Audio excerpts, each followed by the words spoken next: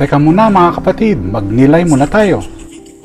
Sa aklat ng Levitiko, tinawag tayo ng Diyos upang maging banal sa pamamagitan ng katapatan, katarungan at pagmamahal sa kapwa. Sa Ebanghelyo ni Mateo, itinuro ni Jesus na ang tunay na kabanalan ay nasusukat sa ating pagmamalasakit sa nangangailangan, ang pagpapakain sa nagugutom, pagbibigay ng damit sa mga hubad, at pagdalaw sa may sakit. Isang halimbawa nito ang black box sa eroplano. Kahit dumanas ng pagbagsak, sunog at matinding presyon, nananatili itong buo upang mapanatili ang katotohanan ng nangyari. Ganyan din dapat ang ating pananampalataya at ang pagmamahal. Hindi dapat matinag ng pagsubok. Sa huling paghuhukom, hindi tayo tatanungin kung gaano tayo kayaman o makapangyarihan, kung hindi kung paano tayo nagpakita ng awa at pagmamalasakit.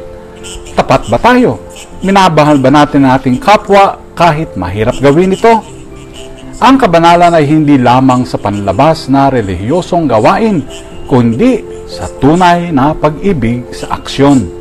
Ang black box ng ating kaluluwa ay ang magbubunyag kung tayo ay nabuhay ng may malasakit o pagwawalang bahala. Suriin natin ang ating sarili. Nabubuhay ba tayo sa katotohanan ng Diyos? Ngayon, inaanyayahan tayo ni Jesus na magmahal ng totoo, sapagkat sa pagmamahal sa iba, minamahal natin siya. Amen.